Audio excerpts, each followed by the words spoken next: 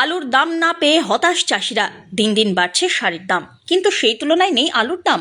ফলে ব্যাপক সমস্যার মুখে পূর্বস্থলী 2 নম্বর ব্লকের কালেখাতলা 1 নম্বর পঞ্চায়েতের ধিতপুর এলাকার আলু চাষিরা। তাদের দাবি, এবছর বর্তমান সময়ে 220 থেকে 240 টাকা বস্তা আলুর দাম ঘোরাফেরা করছে। এদিকে 1 বিঘে আলু চাষ করতে খরচা হয় প্রায় 27 থেকে 28 হাজার টাকা। 2200 টাকা সারের দাম। ফলন ভালো হলেও দাম না পেয়ে হতাশ তাঁরা। স্থানীয় এক এলাকার আলু চাষি জানাচ্ছেন, এবারে আলুর যা দাম তাতে চাষিদের বিষ খেয়ে মরার মতন অবস্থা।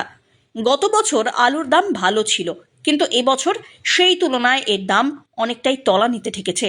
ফলে যে চাষের খরচ সেই খরচই উঠবে না, এমনটাই মত আলু চাষিদের। আলু বাজার ভালো নেই, এখন বাইরে যাচ্ছে না আলু, দেশে থাকছে। হ্যাঁ, বাইরে গেলে আলু পাওয়া যেত, আবার পুরনো আলুগুলো হিমঘরে সব ভর্তি হয়ে আছে। প্রচুর আলু রয়েছে হিমঘরে, ওগুলো বাইরে দেয়নি। হ্যাঁ, সারও কিনতে হয়েছে 1900 থেকে 2100 টাকা জমি সার কিনতে হয়েছে আমাদের। ফলনটা মোটামুটি হয়েছে, অন্যবারের থেকে একটু বেশি হয়েছে। প্রায় বিঘে 80, 90, 100 এরকম হয়েছে। খরচ উঠবে না।